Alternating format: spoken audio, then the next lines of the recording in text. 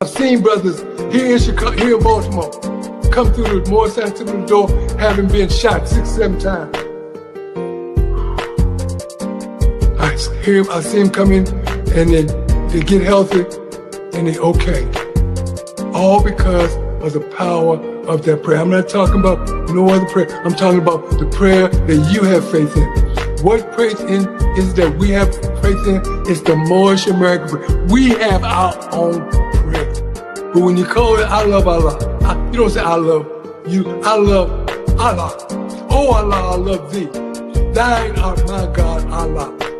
That's what Allah wants. That's his language. That's what he put in our ears in reference to him. What he wants you to call him, not what the English man, the English speaking, or the Greek speaking, or other speaking people want you to call him. He wants you to call him what he said his name is. Islam, Islam, Islam, Islam. Sheik, every time I watch that clip right there, more it do something to me, Sheik. It do something to me. It's the Sheik Maurice Pennington Bey, the master student with the Sheik Clarence Prather. Man, Mo, the healing power of that prayer, Mo. That's right, Mo. That's right. Islam. So, Mo, I want to thank you so very much for being patient in my not being astute to working at these coming on the show. But I want to thank you. And before we go any further, I want to thank Almighty God Allah for allowing us to come together in peace and understanding and in search and in the quest of who we are from one another, tapping into one another. You tapping into myself, I tapping into you, and we're both tapping into the knowledge of everyone that's on this show in search of the Prophet Noble Drew Ali and all that he brought us. You know, I want to stand high in great honor to here in the state of Maryland, that the first that gave honor to the Prophet Noble Drew Ali, those that were with him, the two masters that I know of that were here in Maryland that I met in the physical that honored the Prophet Noble Drew Ali. And that's Dr. R. Jeremy Bey, the Prince of Peace, and Rich Granshee Richardson Dingley, Prophet Noble Drew Ali III.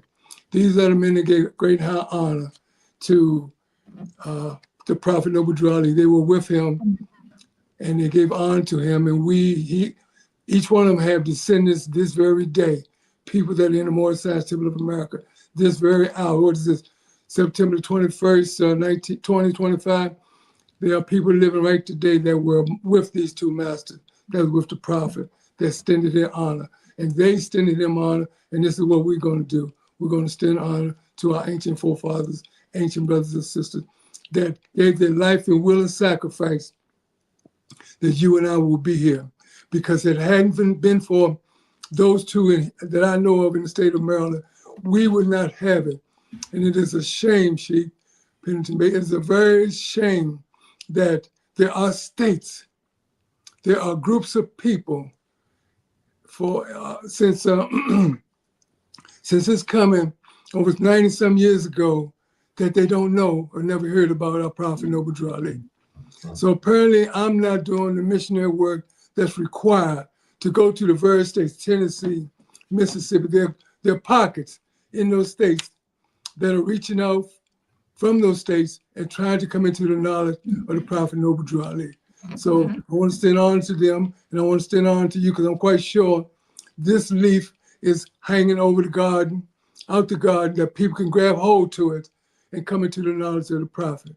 So with that said, Sheik, if it's at all possible, that we could go ahead and whisper inwardly the Moorish American prayer, give thanks and give honor where thanks and honor is due, and that be to Allah and the Prophet, and go on to talk about this Master of Doctor of the Law lesson that you have in mind.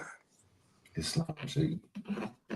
We would but just take a moment to throw off all the things that we had, because the one thing we need, the very thing that we need today, before anything, is the name of our Creator. You know, our people are perishing for the lack of the knowledge of who created them. the lack of knowledge of who formed them from the dust of the ground, the lack of knowledge of who knew them when they were in their mother's womb, the lack of the knowledge of the karmas that we have incurred, the karmas that we have to pay. We need to know who has all that data. So, and we need to go to him to lessen the payment of those datas. And the one way that we can do that is through prayer, prayer, prayer. And that prayer goes like this. We're going to say it in silence. For those of you that don't know it, I would ask the Sheik to go down to the bottom of the Constitution that he has in the background, and you can read it for yourselves. And we're going to say it, we're going to recite it within, but know that even our prophet, the Noble Drew Ali, manifested a prayer. He came and said, he is coming on the clouds. The clouds that he wrote on is that prayer that the Sheik is hopefully can show you that's at the bottom of that Constitution. And when he came, he manifested that prayer. He's the manifestation of that prayer, bringing it to us.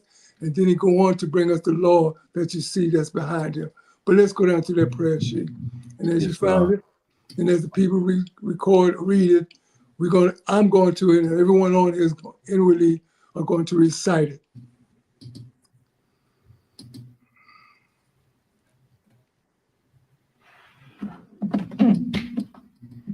Islam, I'm trying to see is it a way that I can. Okay, Sheik, show it, please, if you can. We'll take a moment, because again, that's the one thing that our people need to know.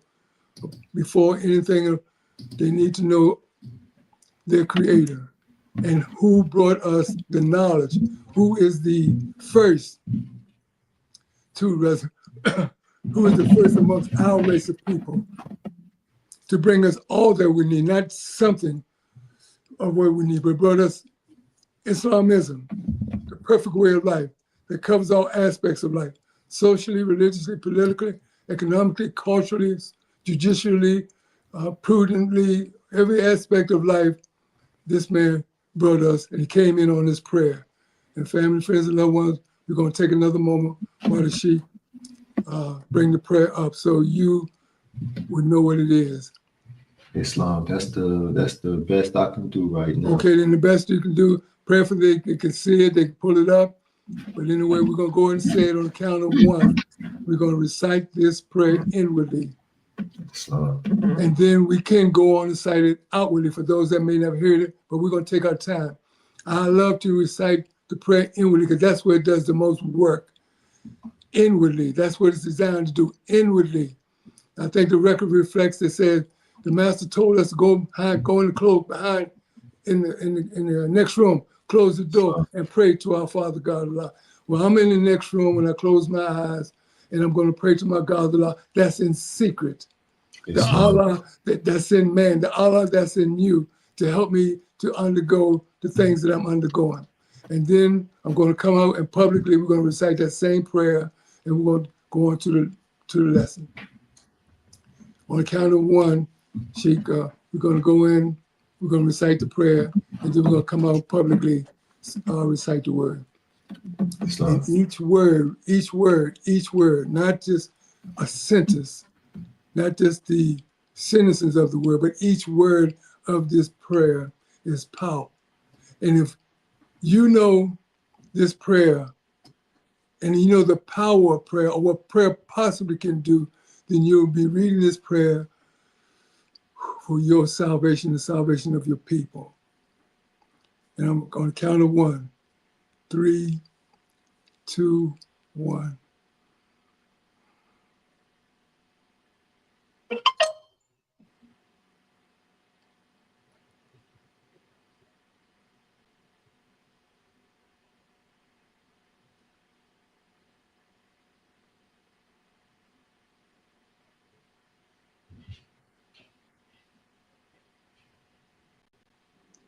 Amen. Islam. And the record says, dear readers, do not falsely use this lesson. That was put in our Holy Koran, in our Holy Scripture during the time of 13, etc. Because our people weren't able, they still weren't read. Had a few of us that were able to read. But he put in there, dear readers, do not falsely use this lesson. because they're for love, truth, peace, freedom, and justice, etc. So I'm going to read to you that may not know how to read, and please forgive me saying it like this.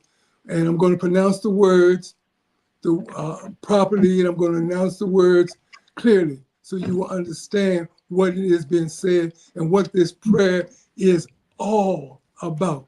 He's going to tell you who's the father of that prayer, what the prayer is all about. And it goes like this. First of all, it's for Moorish American. It's the Moorish American prayer. In other words, everybody's not going to believe this prayer. I cannot go here, there, and everywhere and pray this prayer yet. But there will come a time that I'll be praying everywhere that I go, and people will be praying that are there, because it's the prayer that they're all going to need today. And that prayer goes like this. First and foremost, it calls out, let you know who the prayer is to. Who the prayer is to, and that's Allah. And Allah means the God. And Allah is the Father of the universe, the Father of love, truth, peace, freedom, and justice. Allah is my protector, my guide, and my salvation, by night and by day, through his holy prophet, Drew Ali. Amen. Yes, Lord. Family, friends, and loved ones, draw on the power, stand on the influence, stand on the glory of that prayer to save you in the condition. It tells you that Allah is your protector. It tells you that you do have a protector. It tells Moorish Americans that they do have a guide. And when times get the way they are today, when everything is happening all around us, fulfilling the prophecy of Psalm 91, all around us, that time will be our salvation. Moses got to the Red Sea. Pharaoh was destroyed. This is a story for those who believe, and it's a lesson for those who believe, and a story for those who don't believe. Moses got to the Red Sea, and the water was there, and the Pharaoh, the soldiers were down on them. And Allah told him to show the people my salvation. And as bad as conditions looked, they survived. Islam. That's what the Moorish American prayer is all about, family, friends, and loved ones. And as you can see, Noble Drew Ali came on a prayer. He needed the prayer to do the work that he has done, to wake up even a few of us that were stomped down, steeped down into an ideology that we have been programmed into, a lesson that we have been indoctrinated to believe. We have been stomped. We were literally stomped into the mud of our condition. And it had to take a man such as this man to lose all sight on worldly goods, all sight on worldly good, and come and tell you and I that we are not those people that we're claiming to be, proudly claiming to be. But we are people that are the fathers, the creators of civilization, the masters. We just became unconscious, like a boxing or karate, or someone fighting and they get knocked unconscious. We just lose consciousness. And then we have to rely on whoever revives us to tell us what happened, where we were knocked unconscious as a race of people. And it was this man right here, Noble Drew Ali, that came and revived us and told us what happened and attempt to bring us out of our unconsciousness. Islam. Islam, Sheik. Islam. The Holy Quran of the Moorish Science Temple of America says that the greatest blessing to thy external part is health, vigor, and proportion. It teaches us that the greatest of these is health, and then it says what health is to the body, even that is honesty to the soul. And that's what I pray for, Sheik. I pray that going forward, that I will always remain honest, at least to myself, to myself and to those who I owe a responsibility to.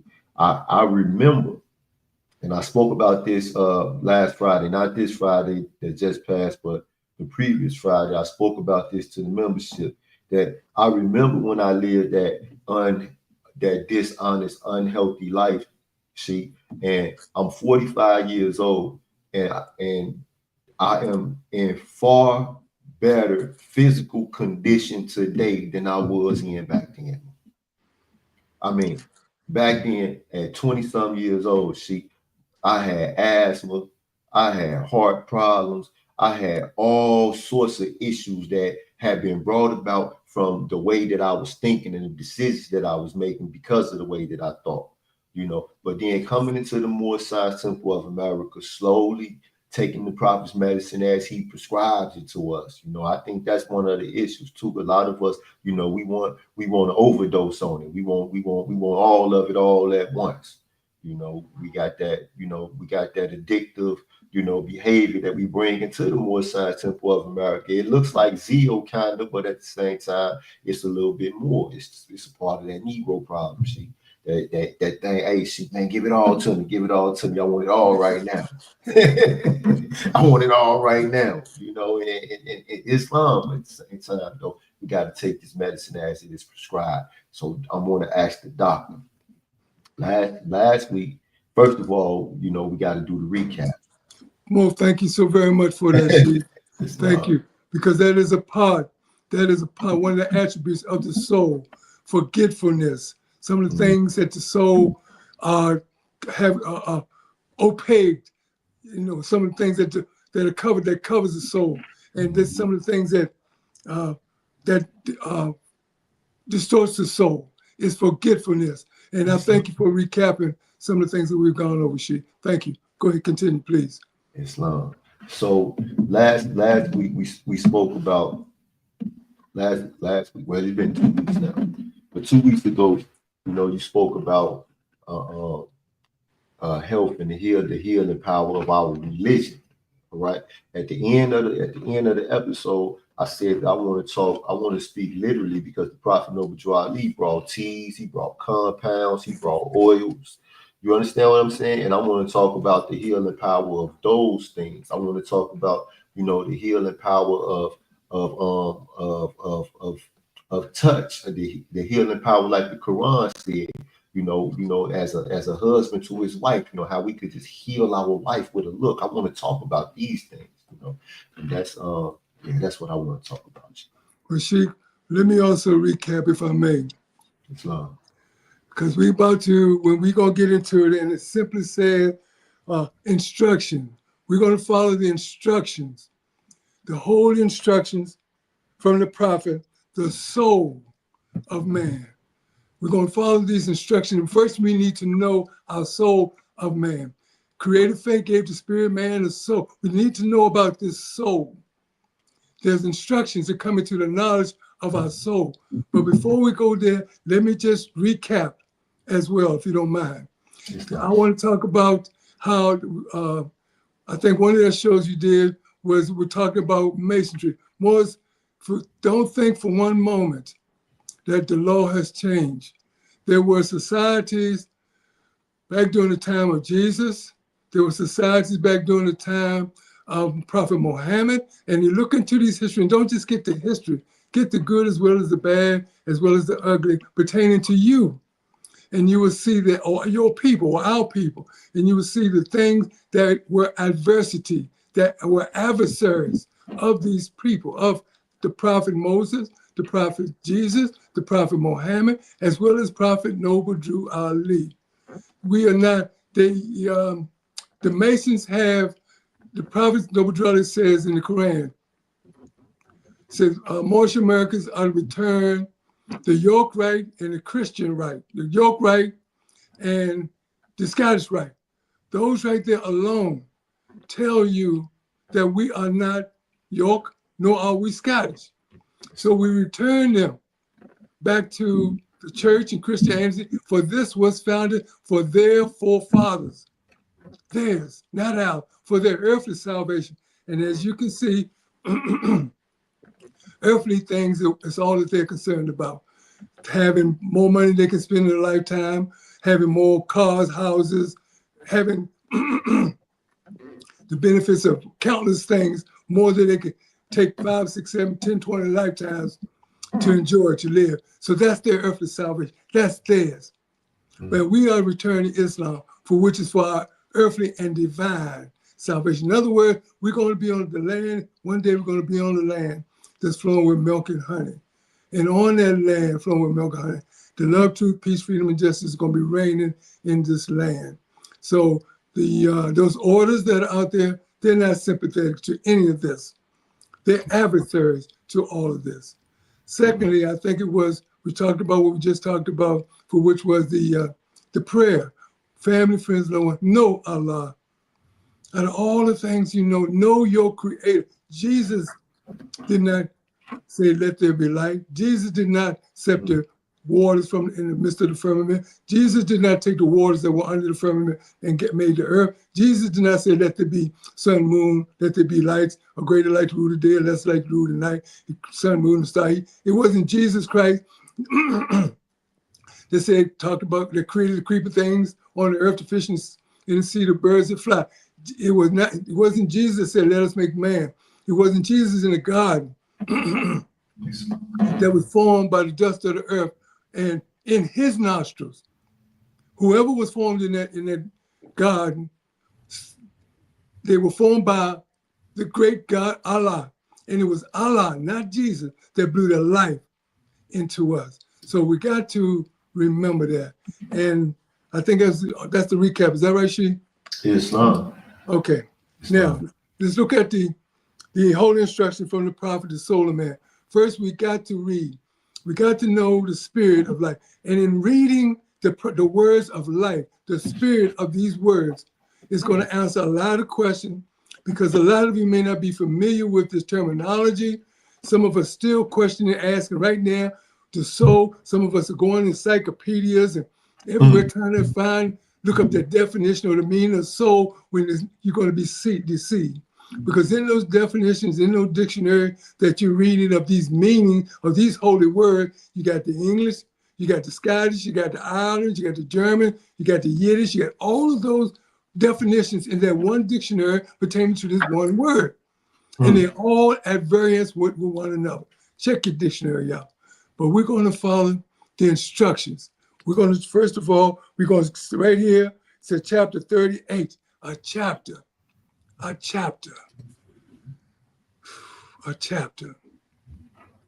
Talking about time now. Talking about things that we've gone through. Talking about things that the time has come that you learn about the soul of man.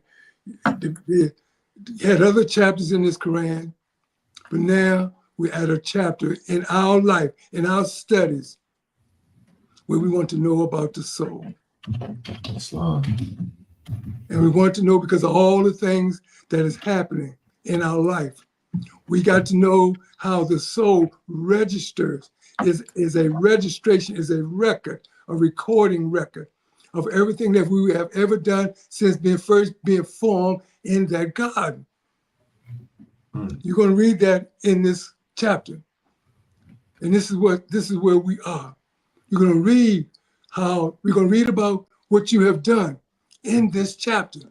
You're going to read about the lives that you lived, past lives, what it is that you've done. You're going to read how you paid up for what it is that you've done, good or bad, in your past lives. This is what we're talking about. It's going to go on and think it's read somewhere in here, talks about willing, thinking. That's where you are now. You're thinking, you're reasoning, and you're reasoning on what it is that we've done. And it said, first verse says, the blessing, O man, of the external part is health. Health. And what is the one thing that's affecting 99% of our people? It's health. Islam. They are being made sick, not so much by the medicine, because there's a master said 2,000 years ago, physician, heal thyself. And you're going to come and read lessons that it reads that you have the ability to heal yourself. It says in the essence of the flesh of man is in the body, in the flesh of man, is the essence of the resurrection of every ill that you have to heal yourself. But no, we go to somebody that don't have our interests at heart, and they tamper with the knowledge of what we have on our soul. And they give us something external to fix an internal problem or to resolve an internal problem. They give us medication to fix the external of our soul. Our bodies is the manifest of soul, so we're talking external. They give us medication to fix the body, not the soul. But this instruction here is we're going to talk about the soul. And the blessing is health. So when we're having our health is being affected, when our health is being affected, you have got to realize, I've got to realize, we have got to realize, when our health is being attacked, we got to look to the soul. We got to realize, we got to stop and think, I'm doing something wrong. Because Almighty God Allah gave us everything that we need. Sheik Pennington Bey just said how the Prophet Noble Drew Ali left us with all teas and compounds, left us everything for us. He didn't give us Korean ginseng. He didn't give us Jamaican, etc. He didn't give us Germany root or whatever. He gave us what we need. He gave us what our bodies need, require. And that's Moorish. We're Moorish. We come from a specific land that we were formed from. And from that land, he brought us the herbs to heal ourselves. So health is very important. And when we're not healthy, you got to stop. You got to think. You got to reason. You got to have a will, a strong will to do what is right. Because you got to have the will to the point that if you are in a very desperate situation, you got to have the will to defy death. You got to have that strong a will to say that this is not mine. I'm not claiming this, and then mean it. Don't just say it to be pleasing yourself or to please others. Do it for your health. Get up off those sick beds. Get up off those medications by claiming, by proclaiming, by using authority that you have of your soul. The Prophet Noble Drew Ali teaches that the faculties of the soul, or what the soul can do, all that the soul is able to do, are more in number than the hairs on our heads. Even you bald-headed people. That it still has the ability, because Allah, the Prophet Noble Drew Ali came and restored our soul. So we, if he's restored our soul, then we have the ability to restore our health. I think there's a prayer in the Pisces, the Bible, I think it's Psalm, book of Psalm. One of the prayers, he restores my soul, he leads me in the path of righteousness for his name's sake. Yea, how did the prayer come go, Sheik? Yes, Lord. Yea, though I walk through the valley of the shadow of death, I shall fear no evil, for thou art with me. Thy rod and thy staff, thy comfort me. Thou prepare a table before me in the presence of my enemy. Thou restore my soul. Thou restore. We have that prayer. That's one of our fathers, our loving fathers, gave us that insight that Allah restores our soul. And as a result of restoring our soul, we can restore our body. But we got to stop thinking malicious. We got to stop thinking ornery, hateful, malice. We got to stop being jealous. We got to stop. If you want your health, you want to restore your soul, follow these instructions. What health is to the body is honesty to the soul. And when you're being mean and ornery and selfish and avarice and all of these things, you're being mean. You're destroying your own soul. And all of that takes its place. An example, you know, how people say, I'm going to use the terminology karma, for which means what goes around comes around. I think it's in chapter 3 where Elihu tells one in chapter 3, it says, let me just read it. Chapter 3, I think it is. Okay, that will bless appear in heart, no man is unto himself. Okay, verse 4, chapter 3, verse 4. They will not do to other men, they would not have other men do unto them. We're talking about what goes around, comes around. We send out negativity, we are going to get back negativity. We see so many people, man. I'm coming from traveling today, me and my wife, we're traveling today, and we see so many people just today in their cars driving and in outrage. She's hollering at him, he's hollering at her, the children in the back are crying. These incidents take place. And as a result, they're literally doing this, they're literally calling negativity.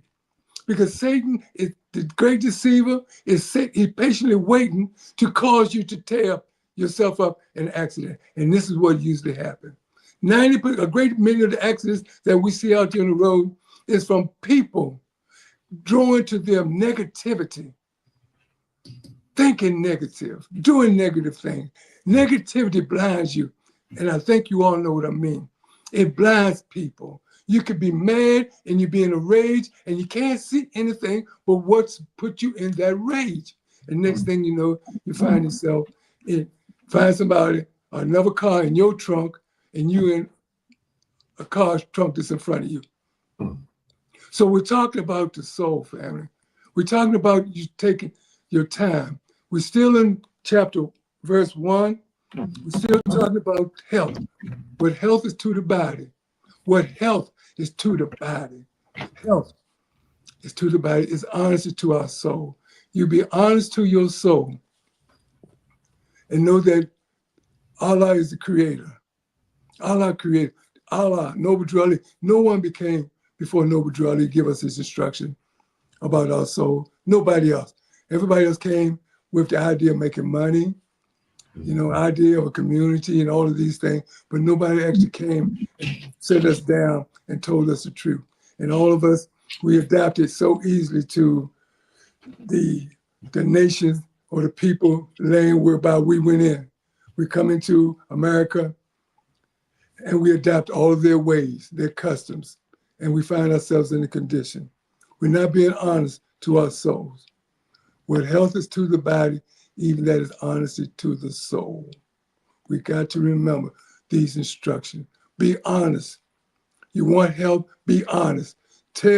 We got some things to tell. We got some things that are plaguing us. We got things that we don't even know we have done. We've hurt people. We don't realize that we have hurt. You got to go back and work and fix that. Because everything that you have done, everything that you and I have done, we're going to have to give an account for. I think it's in this chapter. If it's not, it's in one of the other chapters. We are going to have to give account. It's a thing that the death can hide you. We're going to give an account for one day. The body is immaterial. It's not accountable. It's going to lay down in the form. It ain't going to feel nothing because we're going to go on the ground and we get cremated and we get operated on and we don't feel nothing. So this is not going to be accountable. But there's a part of us that is held accountable. And it's where you have to realize that. And then there are the aspects of being dishonest to the soul is the things that we consume. Brothers and sisters, we know Mother Christina Price Bey said that everything, her words are ringing so true this very day. At a meeting with her and the Prophet and other Moors, Brother McElwood Ref Bey, that were at the meeting, she demonstrates in this demonstration that everything, she said that everything will be so poisonous. This is Christina Price Bey, Mother Christina Price Bey, the Prophet Noble Drew Ali's secretary. She's in the picture, you see the picture of the Moors on the front porch. She says she's in that window facing 3140. She's in the window while the picture's being taken. And it's coming true. Everything is so poisonous. So this goes along we're helping to destroy us because we're consuming it. We won't take the moment, a mere moment, to read the contents of a package of food that we're about to feed enter into our body. We won't take a moment. Then we won't listen to our own body, our own Bible, our own holy scriptures, Quran, the Koran, the Holy Bible. We won't listen to them where it says, thou shalt not even touch. This food is unclean. We won't listen to our own scripture that says this stuff is unclean. You consume it, but I got to have the agony and the pain of watching you being sick because you would not listen. You would not heed the warning. You would not be honest to your soul, though it's good. Put it aside. In 1968, before the moment Timothy Dingley, Grand Sheik Timothy Dingley passed from 78, 79, he brought to us substitute. He brought us a substitute for all those swine eaters that were coming in the temple. He brought us smoked food, health food, to help us get away from this. All of us, my grandmother grew up on the swine. It's good. I like bacon. And he brought us a substitute, telling us to be honest with our soul because the food that we're eating is eventually going to kill us. And so many of our people are not dying from old age, though they are dying in the bed. And please forgive me, family, friends. I'm just trying to point out a lesson. I'm just trying to take a small mallet to drive home some truth to our people that they got to stop eating this food.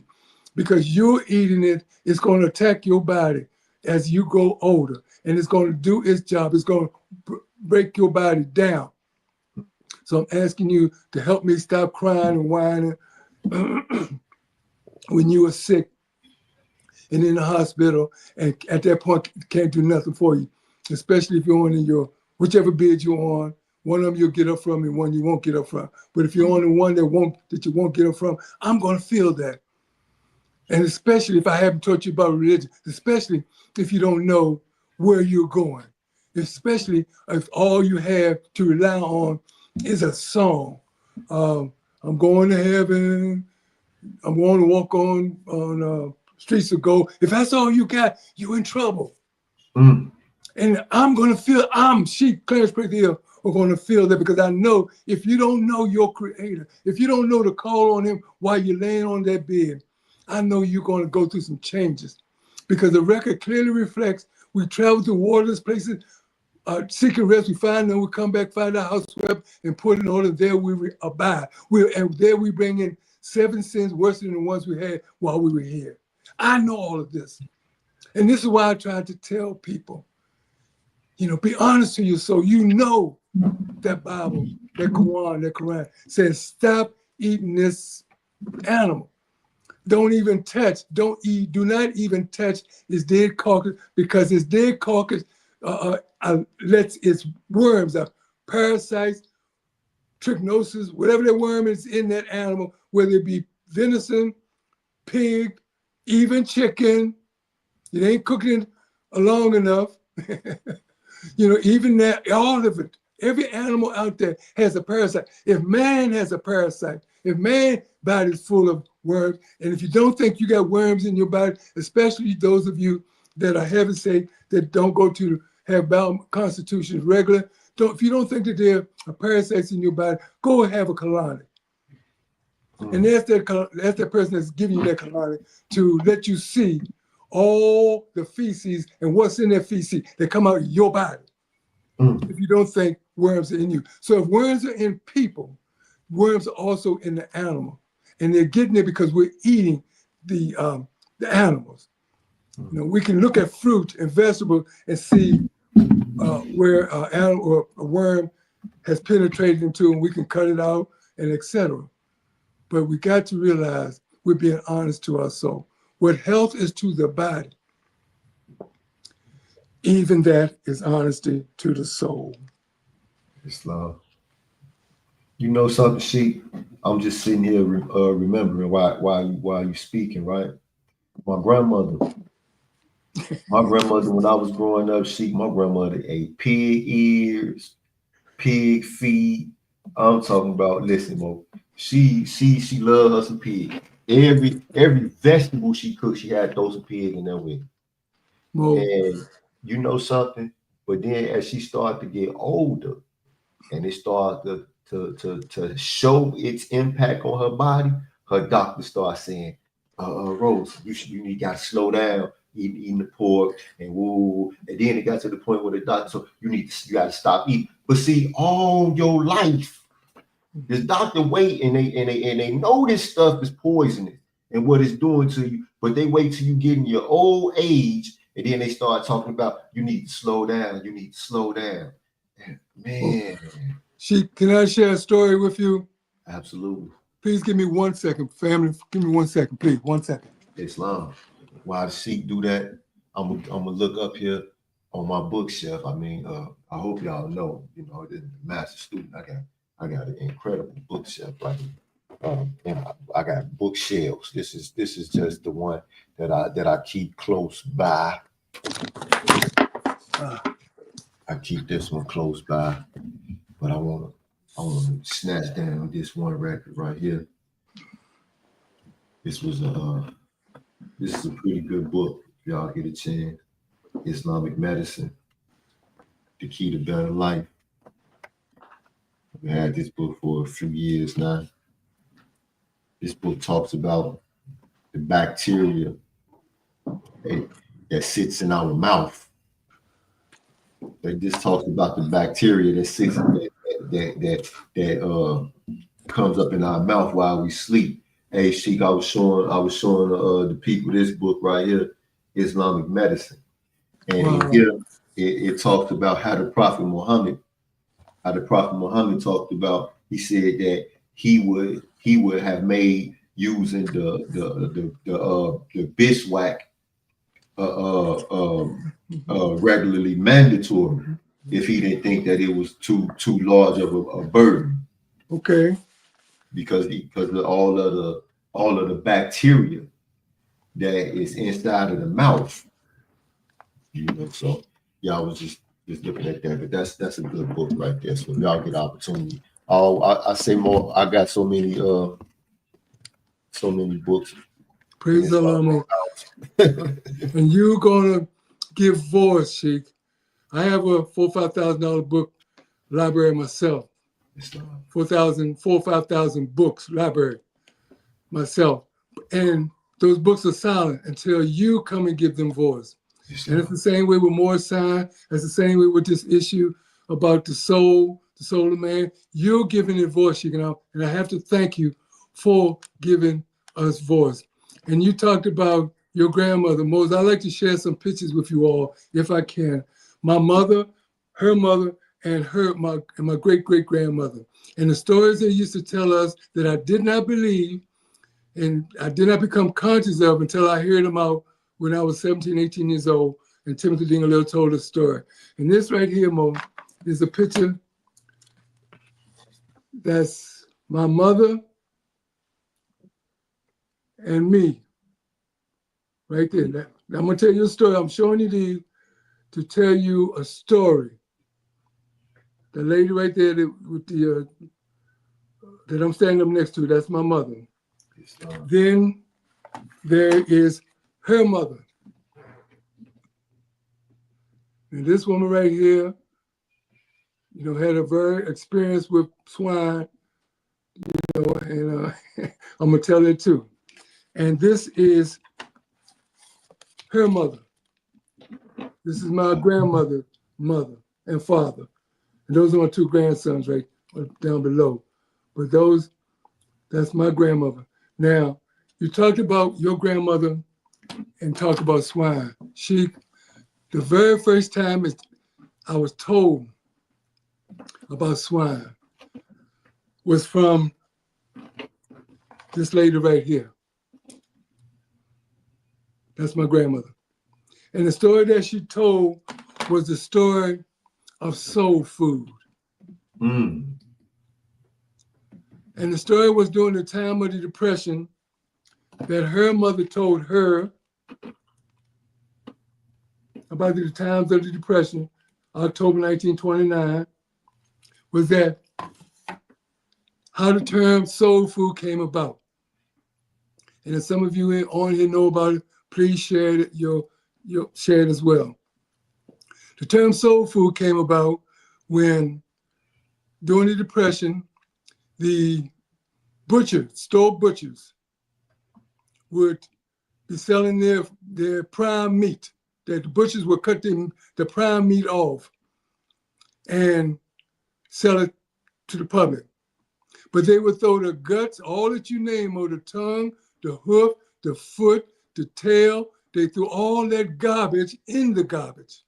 And our people, that this is her story, and our people would come around and take that garbage out of the garbage can and take it home and feed our children and ourselves. This is how the terminology soul food came about. Eating that garbage, eating that pig, and all the things you just mentioned. The snout, the tail, the foot, all of that. Now, the store owner, the butcher or the store owner saw this. He saw us out there taking that garbage and taking it home. And then he started selling it to us more. And we would go and buy it. Now we can't go in the garbage can, trash can and get it. Now we're buying it. Today we're buying it. So what we're doing is being dishonest to our soul. When my mother used to have us go, this woman right here, used to have us go we live in Germantown, Maryland, which is Prather Town right here in Maryland. And we, right in the country, it was the country. And she would have us go out there and tell us what leaves to pick. She would have us walk through the bushes, the cornfield and the cow pasture, walk through and tell us what leaves to pick. And we used to bring back, my sisters and brothers, we used to bring back bags of it. And she used to take out what we were going to eat. That I think it was pork, I forgot the name of these stuff. Forgive me, I've half forgotten them, but I remember. And she would take that out and feed us, man. For the longest time, that's what we ate because we couldn't afford chitlins. Chitlin was a rare thing. We couldn't afford pork chops, all of that stuff. We couldn't afford it, but we ate good. And I thank and honor my mother to this day for having that foresight, for making my soul honest with telling me about not eating this food. And then when I got to the Moorish Science Temple of America in 1968, and I heard Timothy Dingalil demonstrate on it just blew my mind. You know, I'm looking at him as an old man, and he's not, he wasn't. But that's how I'm seeing him as an old man because he's speaking the wisdom of older people. And I'm thinking, man, he really knows something. And he told us almost exact story right here in Baltimore or in South Carolina, where he was born. He telling almost the exact same story. We need to be honest to our souls because we know, we see, and every day, you know, we see that the poison that's in this animal. And family, I'm still at being honest. We're healthy to the body. I'm talking about being honest to your soul. I'm talking about the health. We're going to read this chapter, but I just want to expound to give you some foundation. And we're still in verse 1 of chapter 13. Islam, Sheik. I'm just listening to that part though, Sheik. I mean, for our people to be basically in a position forced to eat this crap because they got nothing else to eat. Sheik. And then to have these people turn around and start, they did it with the food, they did it with the religion. Sheik, it reminds me when I read Frederick Douglass's book, and he talk about in his book how they was forced to go to church, how they was forced to drink alcohol to celebrate holidays that they didn't believe was holy. You understand what I'm saying? Man. Sheik, and in this chapter, it talks about will. We didn't have anything to eat. My mother, this woman right here, had us go where snakes were in the grass and pull up leaves out the ground, root and all, and bring it to her. We stay out there every bit, hour, 2 hours. I guess it was that long. I don't know. We would have so much fun out there playing with one another and see who can get the most I don't know how long we were out there, but we did have something to eat, Mo. And it was from the earth. And you have people like Sheik Clarence Bey today, Sheik Clarence Johnson Bey. You have, every time I turn on the Facebook, you have Brother Kenneth Ill up in Chicago. You have people every day. Virginia, yeah. Say it again, Mo. He up in Virginia now. Yep. He's in Virginia. Well, Yeah. wherever he's at, Mo, I'm almost sure he has those telling people about what the alternative to what we can eat. And taking these things will not make us hungry. This is where we have to have the willpower. People drink, people are addicted to alcohol, people are addicted to cigarettes. Most we have to take our oils, teas, and compounds to get that stuff out of our blood because it's in our bloodstream at this time. The prophet bring us blood purified. So if we take that tea religiously, like we're supposed to, it's going to rinse, drain out, flow out, wash out, however it goes, the poison that's in our blood that makes us a fiend, that makes us want this poison. I'm talking about drugs, and there are such things out there. I'm talking about alcohol, I'm talking about the swine, I'm talking about sweet, sugar, whatever. More we have it. All we have to do is what this instruction says in there, to have the will power. And especially you and I, Sheik, if we know, and I'm prepared, Mo, to fight my brother, father, sister, uncle, aunt, everybody about these issues. Half of them don't speak to me today because I'm going to tell them the truth. And when they come around me or when I go around it, man, they got another house, another situation. And I go in there and bust it all up, have them hiding because they need to know. They need to have the will. If I had the will, they need to be given the will, strong will, to overcome what's killing you, what's slowly killing you, and is eventually going to kill you, as you said, Sheik, when you get older and your body get weaker. It's going to carry you out slowly. You don't go out fast. You get this. Forgive me, family, friends, and loved ones. Please just let me make this point. I'm not trying to desensitize anything. I'm not trying to talk down in any situation. I'm just trying to tell you why you're able to hear. You know, they're doing all kinds of things to our bodies. They got, here in Baltimore, they had about a month or two ago, they had a thing of pandemic of fentanyl here in the street. All of those people, when they came on North Avenue in Baltimore, they cleared them off. And then I look up, I come to Baltimore, I guess it was 2 weeks later, I see one of the brothers, where you come from, Mo? How you doing, man? Ain't seen you in a long time, how you doing? Man, I'm just coming out the hospital, seeing my brother, or my sister, well, it was his brother.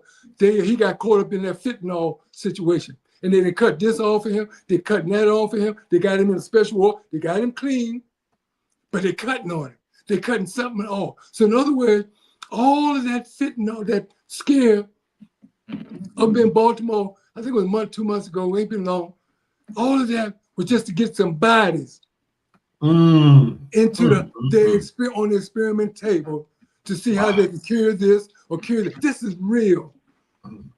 And this is what we got to do. No matter who they are, we got to have the strong will. We have to have the will to overcome this stuff. We know that it's killing us, but and you might have to be the strength for me, Sheik. I may have to be the strength for you. We have made to be the strength for our loved ones. We have to be the strength. We have to have the will if they don't, to save them for what they're going through. We're talking about what health is to the body. We're talking about being honest to the soul. We're talking about stop deceiving the soul. Stop telling the soul something that the soul itself knows is wrong. And you go read in here, it says something where it says, of all things we know that we have a soul. Of all the things you know, you're going to know that you do have a soul.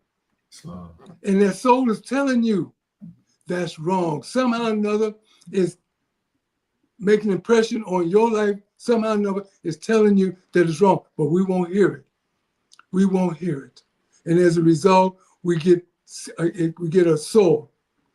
The next thing you know, we got that sore is turning into something else because we got a sore on our soul. The soul, and the body is the manifest of the soul, so the body is going to become sore, full of sores. We're talking about what health is to the body. The blessing, O man, of thy external part is health. Again, I reiterate, when you have bad health, you need to stop and think about what you're doing. You need to completely stop what it is that you're doing. Stop on a dime, as the saying goes. Or better still, stop on a penny. You can see a penny on the ground because it's copper, like you are. Stop on that penny and think about what it is you're doing, where it is you're going, and how you're getting there. Stop. We don't need that stuff out there. Sheik is Karen Johnson Bey, Sheik is Melvin Belines Bey. They are, every day there. And I think you had some health food too, don't you, Mo? Health food? Oh, didn't I say health shows? Okay. But my point is this. We need to start somewhere. I'm not asking you, the Almighty is not asking you, even your soul is not asking you to stop all at once. But it's asking you to take, Grand Sheik Rice Bey, William Rice Bey used to teach, my Grand Sheik used to teach, if you smoke it, when people came into the temple and want to become members, and we don't smoke, we don't use alcohol, he said, if you're smoking 20 cigarettes, a pack of cigarettes a day, smoke 19. Tomorrow smoke 17, 18, 16, 15. Gradually wean yourself off. Be honest to your soul. Your soul notice what you're going to do, and it's going to comply. It's going to help you do what it is that you want to do because you want this for yourself. Islam.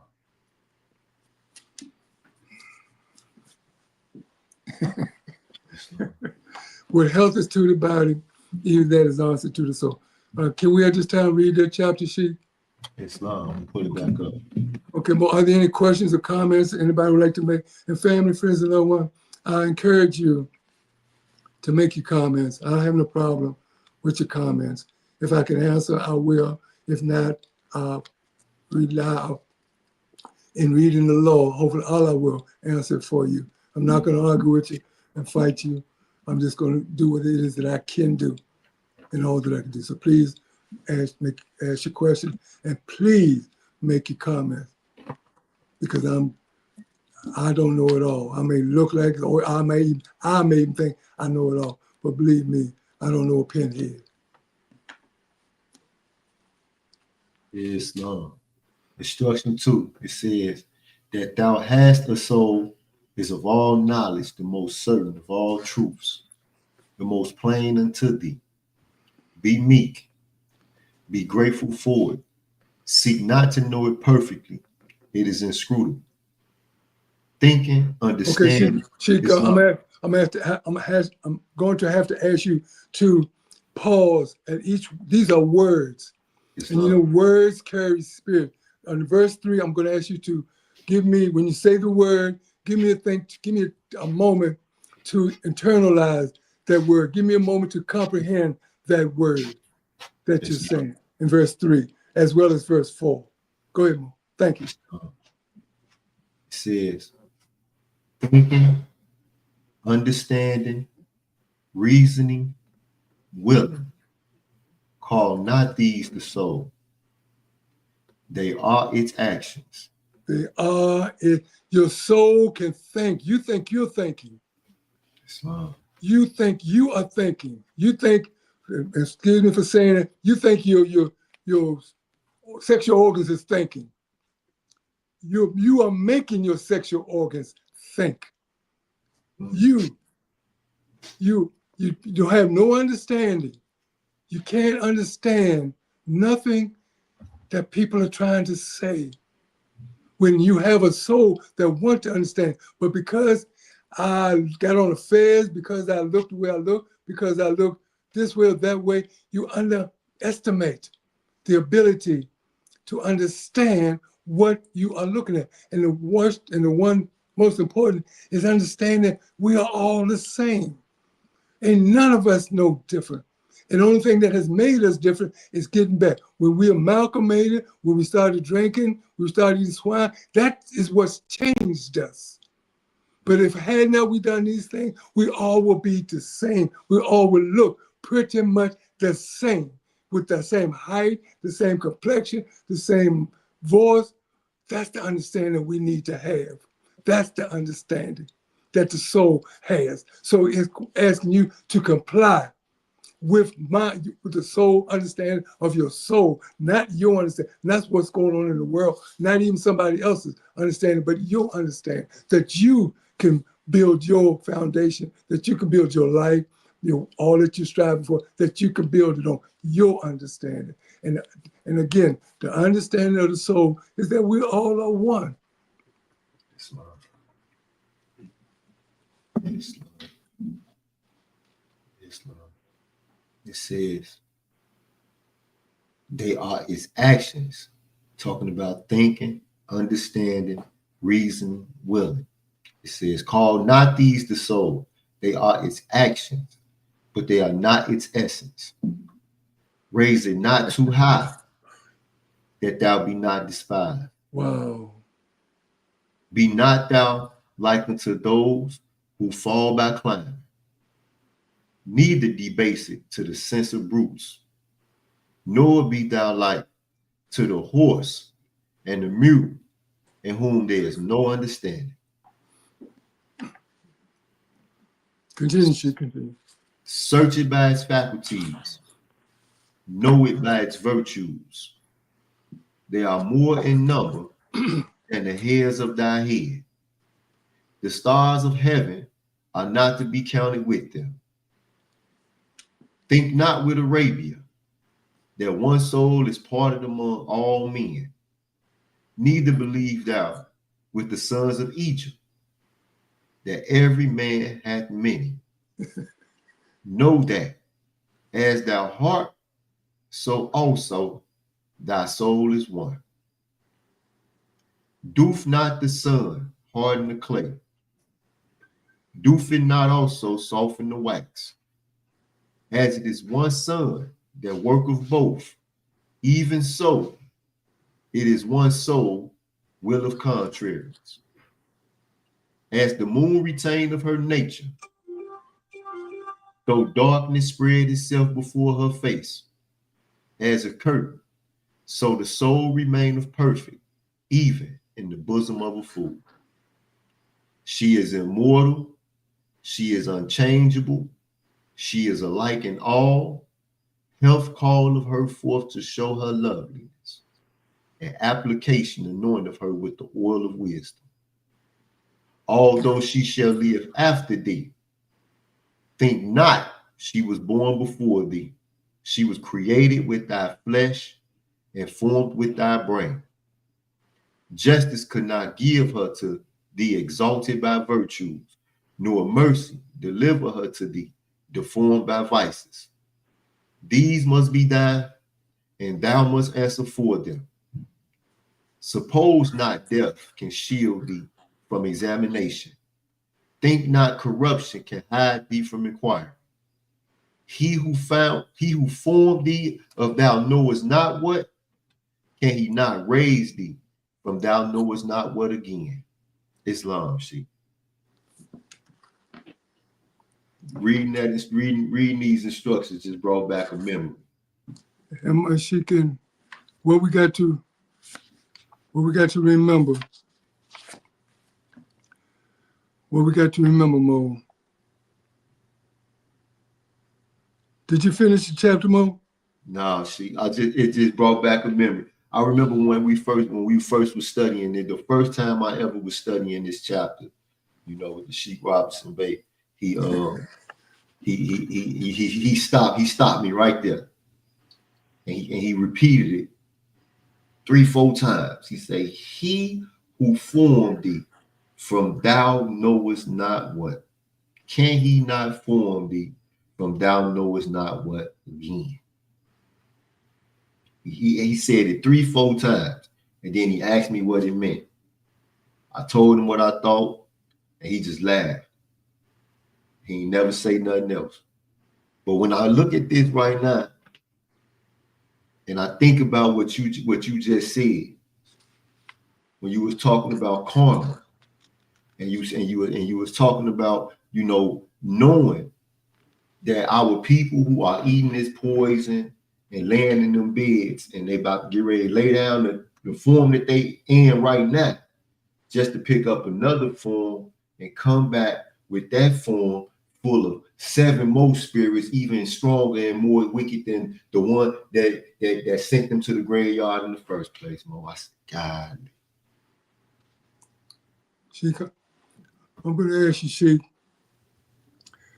as an example of what the prophet is trying to say, I'm going to ask you to read, before you read each verse, as you read each verse, I want you to say, "Holy instruction from the prophet, the soul of man." What instruction, for example, is the prophet Noble Ali? What instructions of the soul are we being given when it says, for example, holy instruction from the prophet, it's the soul of man.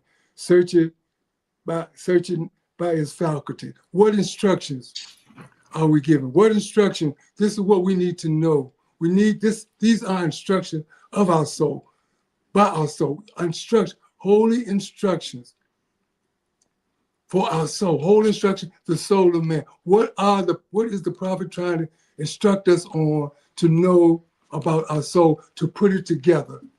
Because instruction, if you follow them, it will put something together or take something apart. Is that right? Islam. So we're talking about putting something together in our case. And we're talking about something that's going to take something apart. What instruction? We got to remember that, because this lesson can carry you off. These lessons can carry you into some depths of the soul that I don't want no one to forget or overlook. The instructions of your soul, of the soul of man, of the soul of woman. So we're going to read each one of the instructions, just give an experiment and formulate the word, and Allah will have you formulate the word that will fit your soul. For example, it says, I'm just going to pull, let's go with 27. The whole instruction from the prophet, the soul of man, general opinion is no proof of truth. What instruction is Allah giving us in verse 27, where it says, general opinion, whole instructions of the prophet, the soul of man, general opinion is no proof of truth, for the generality of men are ignorant. What is the prophet instructing our soul? What is he telling us about our soul that we have to comply with this type of instruction? Give another one. The whole instruction from the prophet, the soul of man. Guard her, for she is rash. Restrain her, for she is irregular. Correct her. What instruction? Are you following me, Sheik? Islam. This is what we need to know, because this right here, man, I said I had $4,000 or $5,000 book library, and every one of them, or over half of them, talks on the soul. So we could be here all day long, but I want to draw out the depths of these lessons, the width, the boundlessness of these lessons pertaining to your soul, my soul, our soul, so we don't get thrown off. And we're going to, when we do another show, podcast, this is where we're going to stop, because we still on verse 1. About all that we have said, we're still on verse 1. What health is to the body, even that is honesty to the soul. So if we be honest, we'll carry out these instructions. We'll know what our soul is all about. And we'll come to know it. It'll be more veiled than it will be with verse 28. The whole instruction from the prophet, the soul of man. Her emotions is verse 23. Her emotions is perpetual. Her attempts are universal. Instructions. That's how. Oh wow, my battery's going low, Sheik. Uh-oh. Okay, now you know what we're gonna do. Give me a second. Islam. Why the Sheik find the battle? The instruction was search it by its faculties, know it by its virtues. Faculties, natural abilities of mind or body. and inherent power or capability, search your vast faculties, its abilities. I always say, in studying that instruction, we need to know where we are. We need to know where we are in relation to where, what the ultimate objective is. You got it together, Sheik? Yes, sir, Mark. I had to put my charger in. I had it right here. But we just have to know, we have to just follow instruction. We got to able to have a strong will. We got to be able to think, because our people can't think. We're programmed. I think we talked about it earlier, or I heard it earlier. We've been programmed. We've been indoctrinated. We're not being able to think. It's like a soldier going in the military. He does what someone else thinks out for him. He's not thinking for himself at that time while he's going through boot camp. He cannot think for himself. If he think for himself, he would get himself in trouble. But he has to think when he come out of that school, when he has that discipline and he come out and he go on, then he has to start thinking. He has to start using the soul. I've been in the military. I've been through boot camp. I got these blessings. Now what is it that I do? Our people didn't come out to the military during the 40s and 50s thinking. They came out thinking that they were free, but they weren't. They came out thinking that they had something. They had served their country, and now they weren't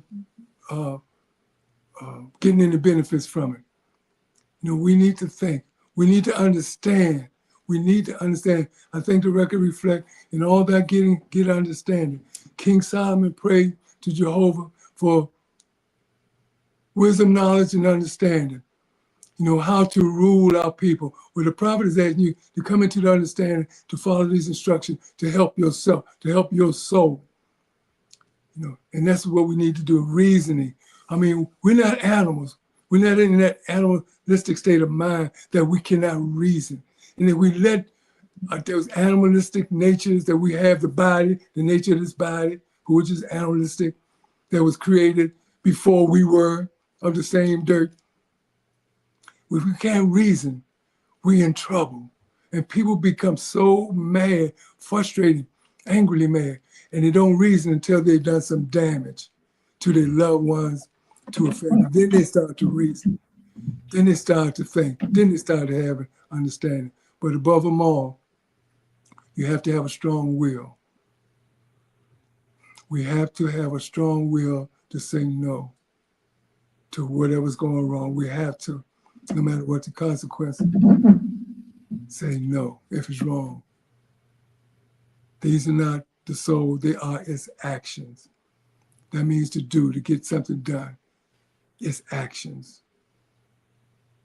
That's what it does. That's what your soul is for. There are other attributes of the soul, but we're just going to work on the four major ones. The omnipotence of those four omnipotent ones, the most powerful of all the attributes of the soul for us today. Are those four right there, because we're not thinking, we have no understanding, we can't reason, and we fall victim to anything. We have no will of our own. Islam, Sheik, I got a question. And I'm asking you a question because when I came into Moorish Science inside of the nest. So I want to ask you, when you first started to learn these things, to learn these truths and adopt them, but you still living in this out here in the world, and while you was out there in the streets watching, people, go through all the changes that people done went through, especially in the 70s and the 80s with the drugs and the diseases and all of that. How did you maintain the restraint? And I mean, how did you be patient? Let me say that. Well, can I answer that question in one word? Islam. Allah.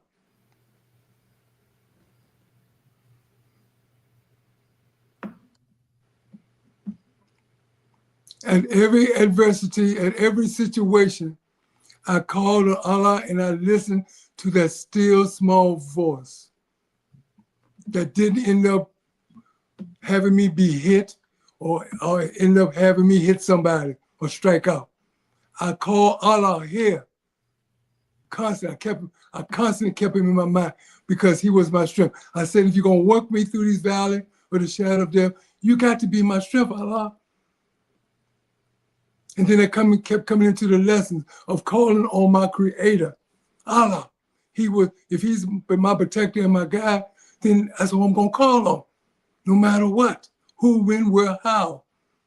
The valleys that I walked through, the lines then that I've been in, and I've been in a lot of them, Mo. Make no mistake, especially when I didn't have the discipline that I have today, when I thought I could handle the best of them, stand toe to toe. Oh man, I had to call on him, Mo.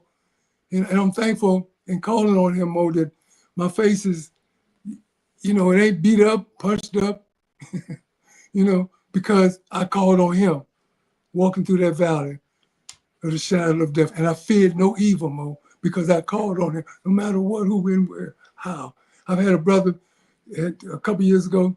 I was up in New York. Mo, this brother's at a rate. He's like an animal. He is spitting all in my face. And we face to face. We like this.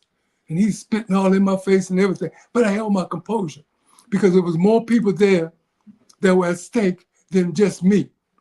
If something would have came off, more people would have got hurt. So I maintained my cool. And I broke him down at the end. And I guess about a week later, he called me on the phone. His friend called me and gave him the phone when I'm coming back up that way. I said, man, I ain't coming back. I'm not coming back up that way.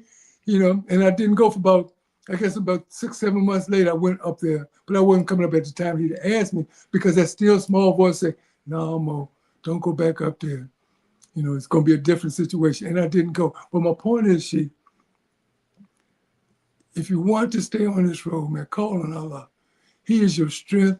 He's your salvation. He's your army. He's everything that you would need. He's everything that I would need. I'm so thankful to Allah. Most of my children, my grandchildren, they ain't all that I want them to be, but ain't none of them in no real devastating situation. Not one of them. I have 5 children. 4 of them come to Moorish Science. One of them is still lingering out there doing his thing, but he's on my prayer. Me and my wife pray.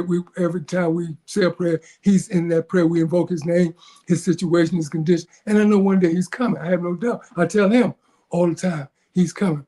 So I'm thankful for that because I call on Allah, not Noble Drew Ali, not Jesus, not Muhammad. I call on Allah. I call on the people, the prophets, or better still, the God they called on. Drew Ali said, we got these blessings through Allah, so I'm going to call on Allah. I'm going to do what Drew Ali said do, but I'm going to come. I'm looking for the protection and guidance that Allah said that he is to me. That's how I did it, Sheik. I honestly tell you the truth, Mo. And I've said amongst dignitaries, I've said amongst officials, people got more money now than I can count. If you ask me to write how much money they got down, I'm going to ask somebody. I'm going to go to a calculator. Because I can't count that much money that they got. And I've said amongst them. I had the benefit of sitting amongst them. And they listen, man. They listen to what I had to say, Mo. So in answer to your question, Sheik, it's Allah, Mo. It's all through the Piscean record, all through the Quran, all through the Quran. It says, Allah is your strength. The prayers that we say, is Allah is our strength. And Mo, Allah be my witness. He is all I invoke. I call on Allah. I walk out that door. As I'm walking out that door, I'm looking back, putting Allah, the spirit of Allah, over my wife. And then I look, as I pull off, I put the spirit of Allah, protection spirit, over my home. I think about my children. Last time I saw them, last time I spoke with them, I put the spirit of Allah over them. And I go do my job. And I think, Mo, I don't care what that brother that was spitting all over my face. My face was just as hard as his, Mo. My face was just, come on with it, brother. Come on. Yeah, we were right there. Mo, I told the Sheiks to stand down. And they stood down. Because if they hadn't stood down, it might have turned out a whole lot different. And we way up in New York away from home.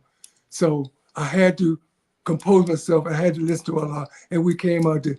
We drove down 95 silent, quiet because of what happened. But by the time we got home, we were talking about going over what all that took place. And the first thing I did came out of my mouth was I thanked them for obeying orders. And that order was to stand down, because if Allah is not protecting me, there's nothing you can do but get us all hurt. And this is how I do it, Sheik. I fear no evil. I know I'm going to trust in Allah more. Even when I know I have karmas to pay up. And when I see that karma come, if I can't duck it or weave it or dodge it, I just have to take it. But I know I paid up a karma. And I won't have to, when I leave out, come back and bring in those 7 sins that you mentioned, more worse than the ones that I have now that will cause me to get more of a punishment or more of a karma to pay up. So that's how I did it, Sheik. I call on Allah. Every war, I get in the car, every turn of that wheel, every turn of those 4 wheels that I'm driving in, I'm calling on Allah. No matter what I'm saying, what I'm seeing, who I'm talking to, I'm calling on Allah because I know that He's going to protect me. And He has over all these years, Mo. He has. And I don't know anything else, Mo. I don't know anything else. The reason why I asked, is people always say to me, they say, man, I don't know how you did it, man. I don't know how you did it. Man, you just did all that time in jail and you came out and you sang and this, that, and the third. And what they don't realize is I be looking at them and I be saying to myself, I don't know how you did it. You can live out here in this world. I mean, you understand? Because see, now coming out now, Mo, I got these teachings. I got the Prophet Noble Ali's instructions. So I have an instruction book. And I know that, I can use my instructions. Whenever something happened or whatever, I have instructions to call on. But I'm looking at Moors, who had to learn these instructions. I sat in the classroom in a like I said, in a nest. Y'all was out here in this world. You understand me? And, so at the same time, people look at me and say, man, how did you do that? And I honestly, I say, how did you do this? Because I know the truth, Mo. I know the truth. See, if that would have never happened, and I didn't come into the Moorish Science of America and get these holy instructions, Mo, man, I wasn't right, man. I wasn't right. And I wasn't right. That's all I can say. I wasn't right. I didn't think. You understand me? You talked about thinking. Sheik, I ain't think. You understand? I didn't think. Mo, but apparently you did think, Mo. You thought to give Allah thanksgiving for removing those hedges from around you, Mo. Circumscribe, making your dominion a little larger. And you come out here thus far, Mo. You come out here and you've done, as far as I can see. I don't know what you're doing in your own privately because of the distance, but from what I can see, I'm reading your face, I'm reading your call, I'm listening to what you're saying out your mouth, I'm reading you when you're up here demonstrating. Allah moved those hedges from around you, Mo, you, whatever vow you made, whatever oath you took, whatever covenant you made with Allah, you hold it firm to it, Mo. And there are going to be situations where you're going to have to prove that it's going to come, Mo. It's going to prove that you are who you say that you are, that you did learn, that you are thankful to Allah. In 19 years, Mo, what's that brother's name? John the Baptist, he did 18 years, Mo, but he came out, and I appreciate the principles. I'm just telling you what happened. The record reflect. He came out to school, Mo, and got his head off, got his head took off. So all that he learned, man, came out here and he blundered. And this is what you got to be thankful for, Mo. You're still here. You got your woman, your wife, your sister woman that you're going to make honest one day. She's going to know where she's going. She's going to know that you ain't going to keep straggling along. She's going to know that there is a tomorrow, and with you, you got a job, you got a skill, you're not afraid to talk to people, you talk to people, you're humble, and you say that you're a student, but all of that's going to be tested. Because you're saying here, you're saying you're a master student. And them lessons are going to come in a masterful way. And then we all know, was Allah right? Well, of course he was right. But the purpose of him moving those hedges from around people. You're going to teach in two ways at this point. You're going to teach me or others what not to do, or you're going to teach others what to do. You're going to come out here and do what's right. That's teaching people what to do. Or you're going to come out here, stay for a little while, and go about your business thinking you're the great I am, and you're teaching people what not to do. Allah remove those hedges and more. And as far as I'm concerned, as far as I've heard, I got my ear to the ground. I got my stethoscope up there on the ground in Chicago. I hear what you're doing. I see what you're doing. And it's good. Just keep it up. Apologize, cleanse your soul. People that you're at odds with, I don't care who they are, Sheik. It don't make no difference, man. I don't care who they are. I don't even care what they have done. I'm going to ask you what Drew Ali asked me to do, and that's to turn the other cheek.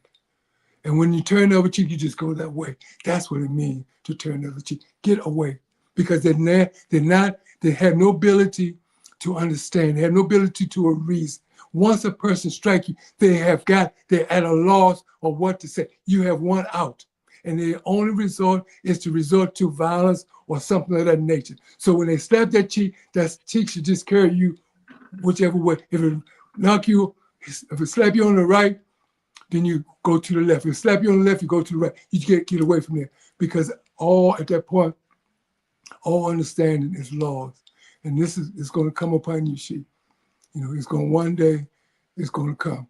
But if you keep doing what it is that you're doing, trusting in Allah, trusting in the Moorish Science of America, trusting in people, trusting in Act 3 of the Divine Constitution of Allah, you're going to really give thanks to Allah.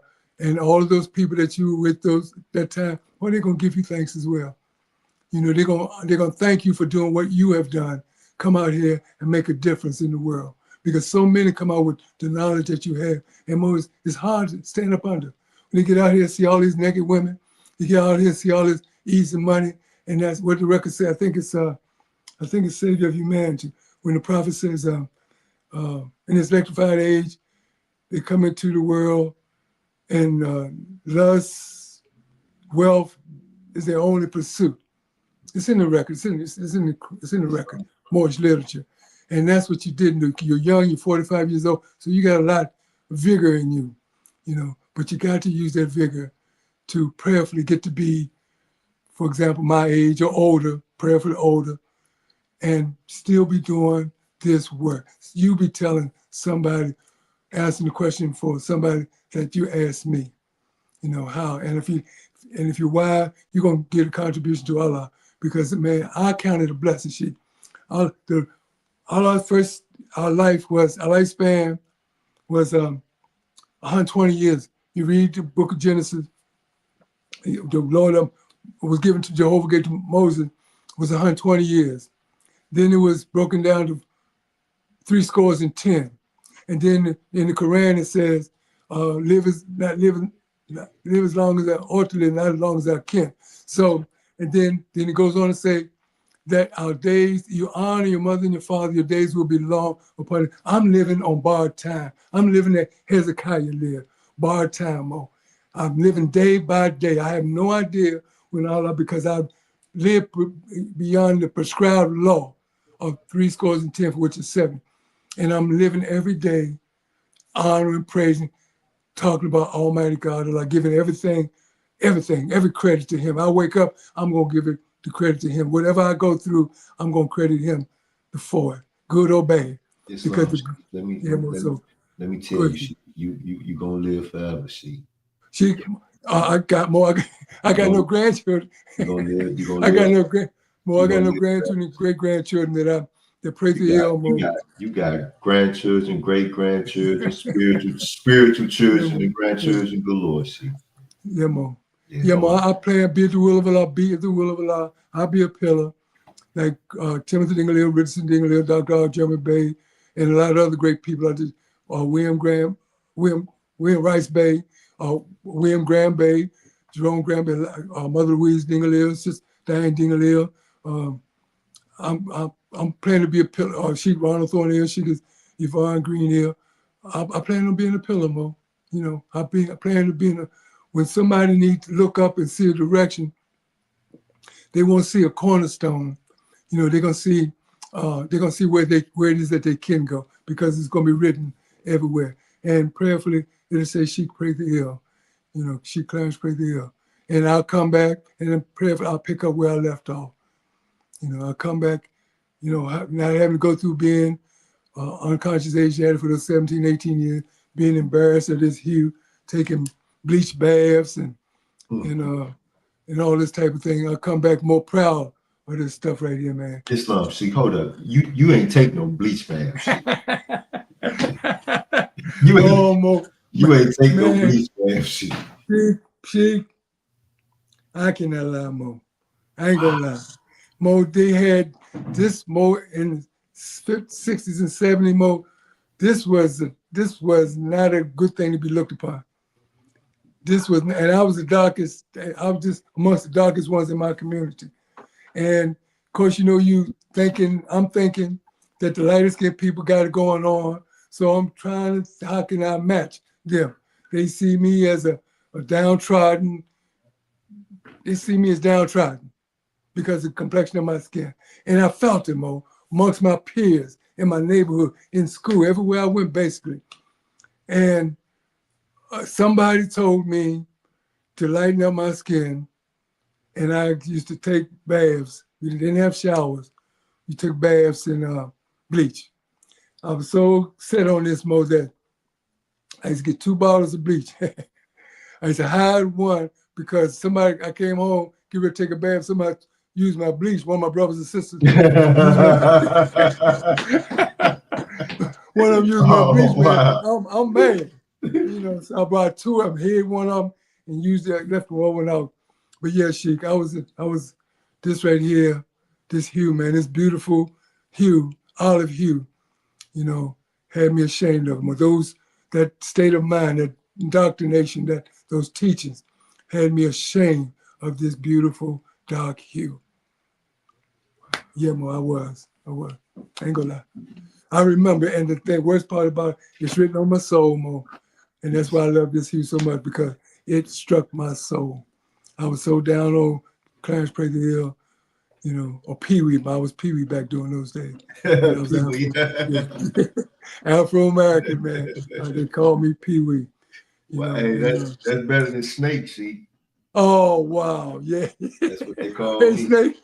Yeah, they call me Snake, man. Yeah, I got it tattooed on my hand.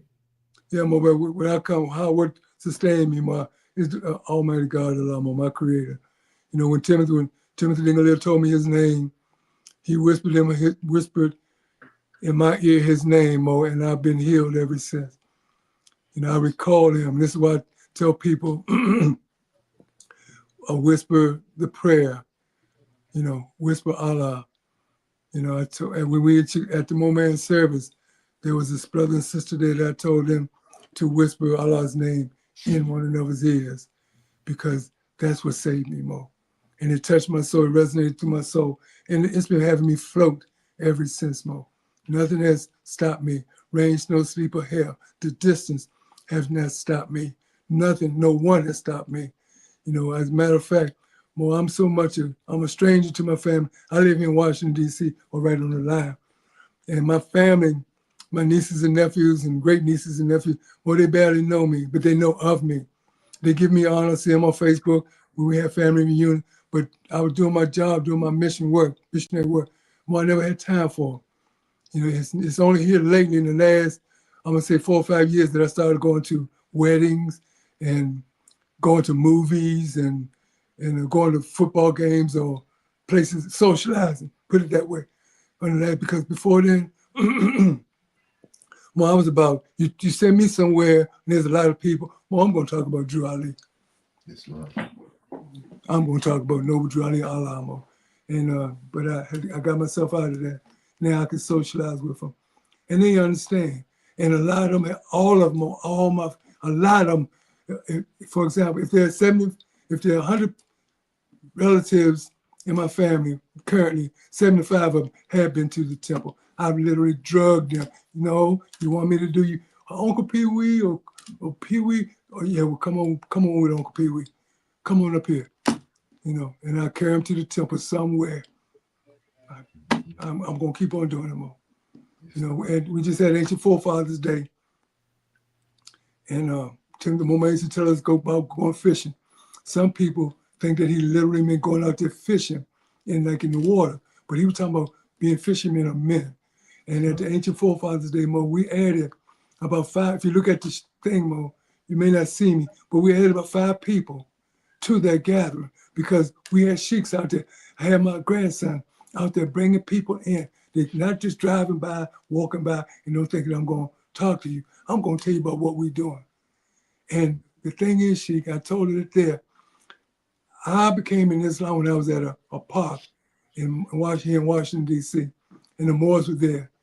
And this August 30th, this past August, I was out fishing. A brother walked by, got his thing in his mouth and his music going loud. I'm calling. He walking away, trying to walk away. I still catch up on him. He pulled me up, gave me that hard mug and everything, and I broke him down. We spent about 15, 20 minutes together. And then Alex, my son, came up, and he told Alex, man, I don't understand what he talking about. I can't understand a word what he talking about. And it made me think how in 1968, when that brother pulled up on me, I had no idea what he was talking about. None. Again, man, I mean, and it just warmed my heart, and I felt blessed, because of that. So in answer to your question, it is Allah, Prophet Noble Ali, this prayer and other prayers that I have and I know in the faith, the assurance of things, hope for the conviction of things not seen. By faith, I walk amongst walk in the valley of dry bone. By faith, I walk in the valley of death and I fear no evil. It's by faith I go amongst our people, the faith in Allah. And I'm demonstrating faith, but actually I am in fruition. I feel as if I am. I'm demonstrating the faith of going into these situations, but I myself, I feel I'm at my level, not the maximum, the greatest, the apex, the pinnacle. I'm at my level of fruition, and it's a blessing. So that's what carries me through it all, Sheik. That's what has survived me all of these years. And I feel good, I feel really good, Mo. I have to temper things down when I talk to Mo. I have Sheik Tiffany Jones Bey, I have Sheik Alexander Prather Hill, Sheik Eric Thompson Bey, Sheik Kaim Carter Bey. I have Sheik Brown here. I have these more tempering my language, Mo, because I can't be no more publicly, man, because I'm gonna carry it to another level. I'm gonna carry things to another level. And when I demonstrate, they are able to bring it to the level of people. I'm prepared to talk with people that know how to travel in this law, to go into the Quran, the Koran, the domestic laws, the Constitution. I'm able to travel like that. But the younger people that are coming up may not follow me, I know what it is I'm saying. So those Moors that I just mentioned, temper that for me. Even my wife, she's the key to getting me out of trouble, man. She's the key, because when I, do something, when I say something that offend people, she's the one that goes and tells them that that's not me, et cetera, et cetera, et cetera. And they understand, invite me back into their bosom. But, and you'll probably be one, be it the will of Allah, Mo. If we can part knowledge, that you can temper the lesson that you have. Because I come out of my warlord, Mo. Sheik Timothy Ingalil took my sword and beat it into a plowshare. But I kept making a sword. I kept on making it. Yeah, Mo, yeah, I can't lie. I did, Mo. I did. But I had to put it up, man. He said, put it up and teach. You can't teach by fighting people. You can't teach by arguing with people. You got to use what we're talking about, the faculties of the soul: willing, thinking, reasoning, understanding. We got to use those to reach people. And you can't teach people. I can't teach people what I understand because they're not going to understand. So you have to bring it down to a level where they can understand. One man said, you have to let people see through your eyes. And sometimes the language that I use, the depths of the law, or the width of the law, the heights of the law are too fine for them to comprehend.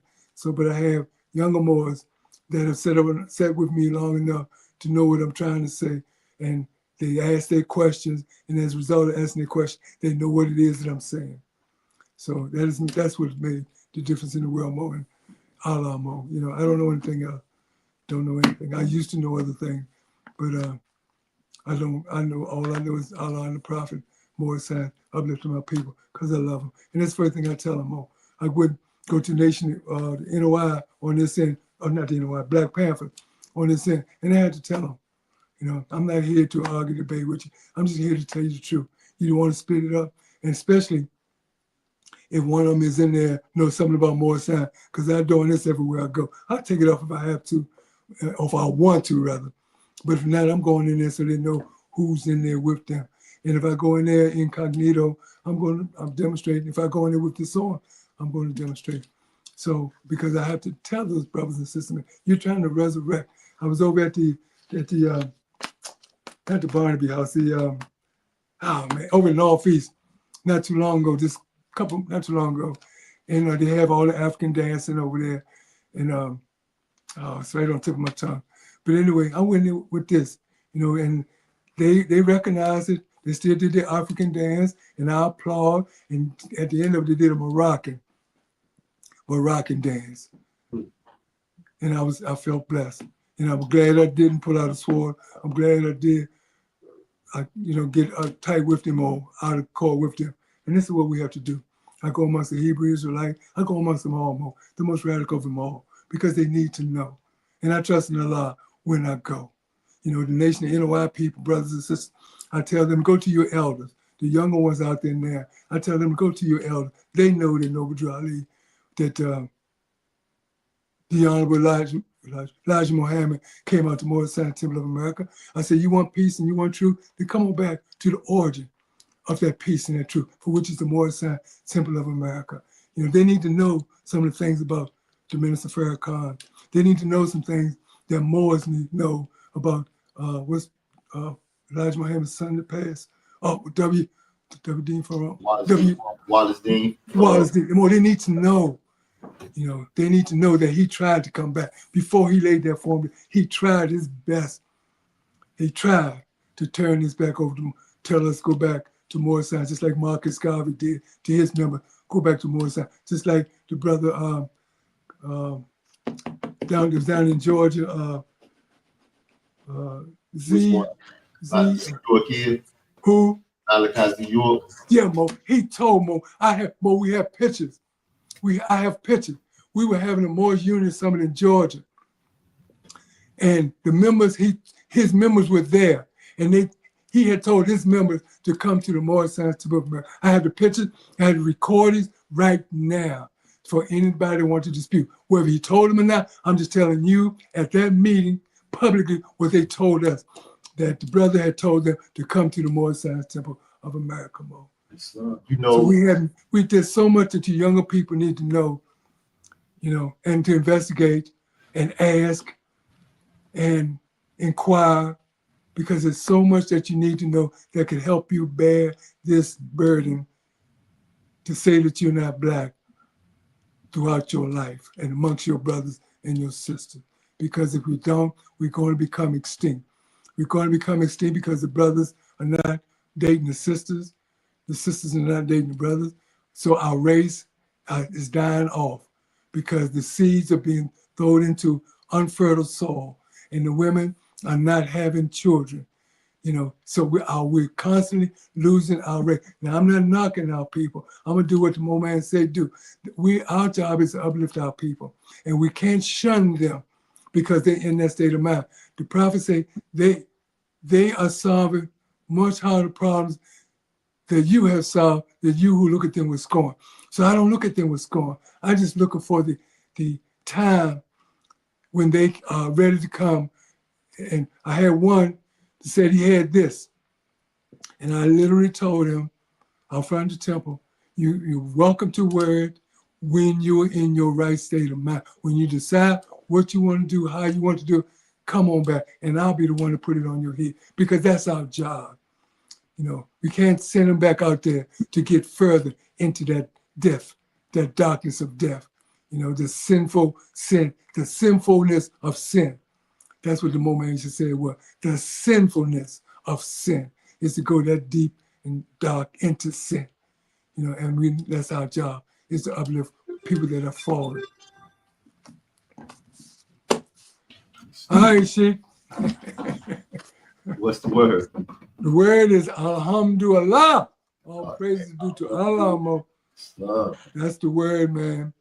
You know, I pray that I haven't confused anybody. No, I think you brought some clarity to them. You asked the question, and then I don't know if they caught it, but then you answered the question. You asked the question, and then you answered the question. Okay. Islam. Well, hope I did, Sheik. But I'm going to ask you, young brothers and sisters, man. You know, don't put us in the back. You know, don't put us in the back of the temple. Set us up somewhere where we can probably come to you. Ali Moore Ill out of New Jersey. Elijah O'Neill Ill. William Wellington Bey. Countless other Moors, man. I didn't argue with these Moors. I went up and sat at their feet. You know, they were old, and they told me all the Sister Mother Louise Dingle Ill, Sister Ava Ali Ill, Sister Christina Price-Bates, Sister Pearl Drew Ali in 1986. Well, y'all need to know about this woman, and you need to know the relationship that we had, her and I had, and it's a blessing, you know. So don't set us in the back.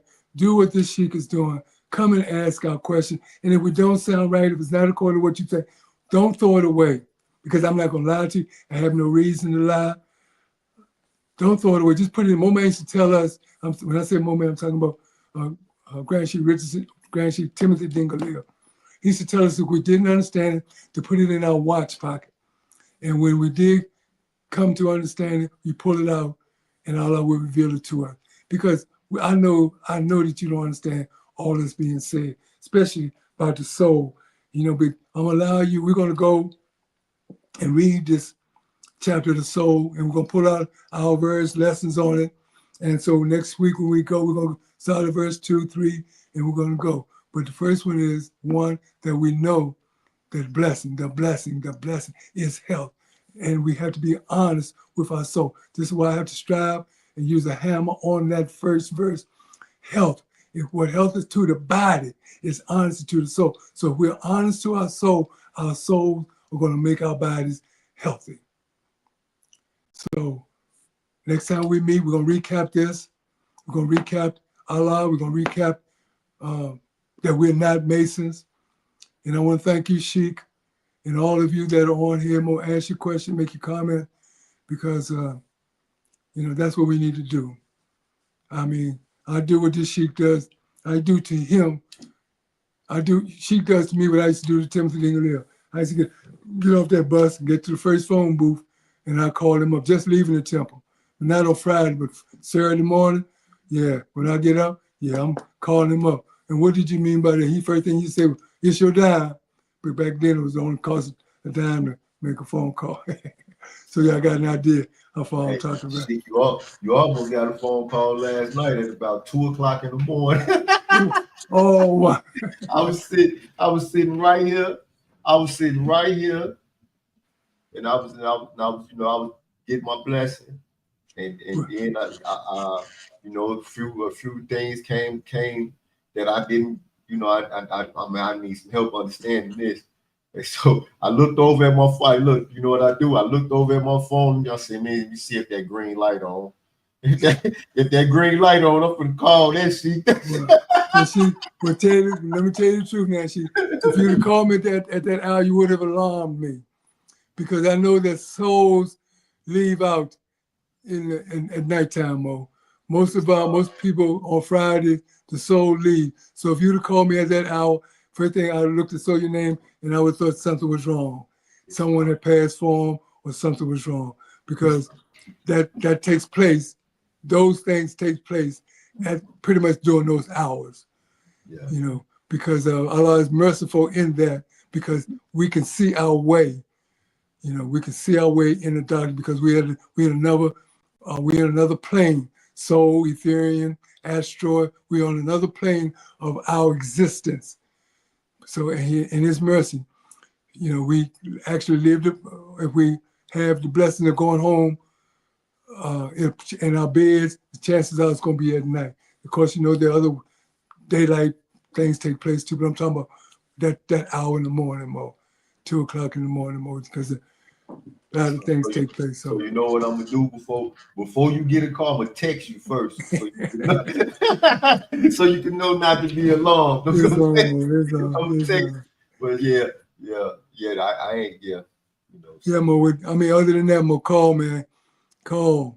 Yes. You know, call, man, and Sheik, I'm gonna get off of here, man. And get ready for tomorrow. I got to do some traveling. Got to be out of town first thing in the morning.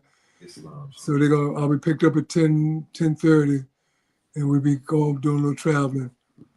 And so hopefully I'll get back home tomorrow night. But if not, Mo, may Allah bless you, man, and your family, friends, and loved ones. Please stay strong and Moorish Science. Don't let no one take that fez off your head and put a turban on your head. Don't let no one take that button out between your head and put a cross or a 6-pointed star or compass and square on you. Don't let them. Keep that fez on, keep that button on, and we'll just walk this road, man. It's narrow, it's not wide, it's a very narrow road. But if you have what this Sheik and I have, everything you want is in my home. Everything I want is in my home. And if I'm going someplace, what I want is there. But basically, everything I want is in this house right here. Other than my grandchildren and children, they're not here, but I wish they were. I wouldn't have no problem if they were. You know, I see people listening all the time about children being at home. Man, I wish every day. My wife can tell you, every day I wish these children were here. And I'm so glad when they come. Not because I'm lonely, it's only because I love them. You know, and I like looking at my children and grandchildren and great-grandchildren. So with that said, Sheik. Islam, you know, before you leave, I want you, Islam,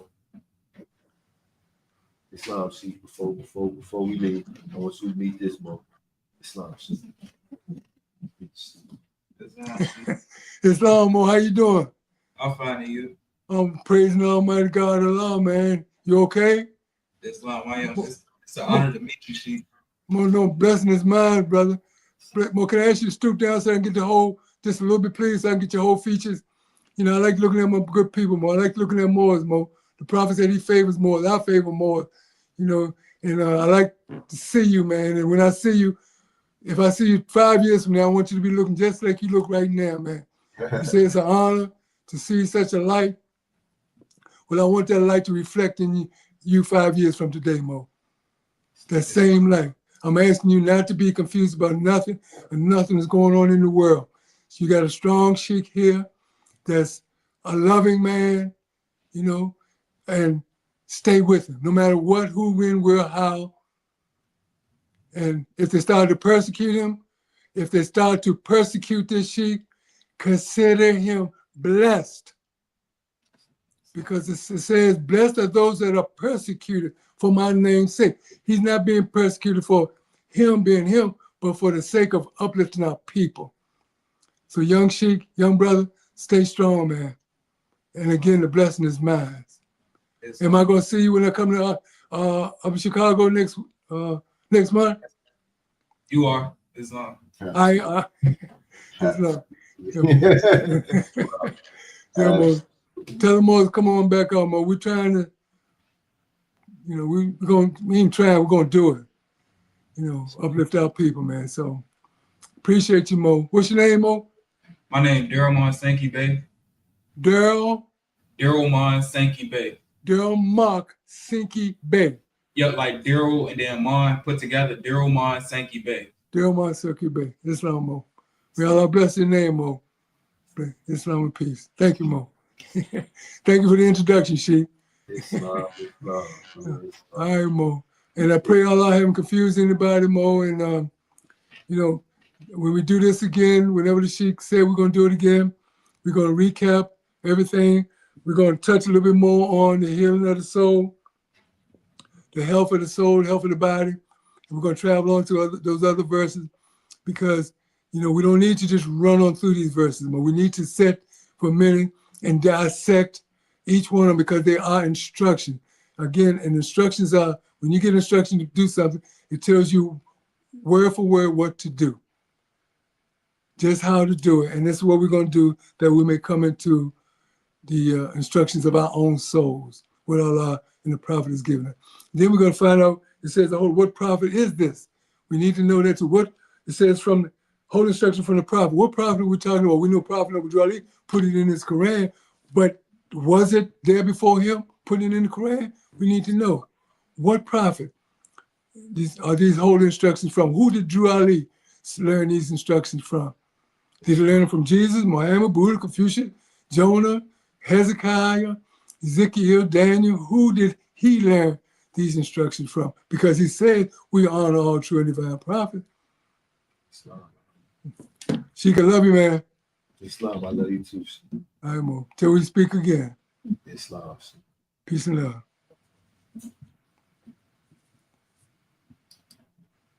I've seen brothers here in Chicago, here in Baltimore, come through the Moorish Science door, having been shot 6-7 times. I see him come in, and then they get healthy, and they okay. All because of the power of that prayer. I'm not talking about no other prayer. I'm talking about the prayer that you have faith in. What faith in is that we have faith in? It's the Moorish American prayer. We have our own prayer. But when you call it, I love Allah, you don't say I love you. I love Allah. Oh Allah, I love thee. Thine art my God, Allah.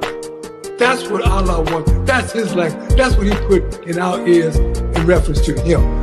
What he wants you to call him, not what the English man, the English speaking, or the Greek speaking, or other speaking people want you to call him. He wants you to call him what he said his name is.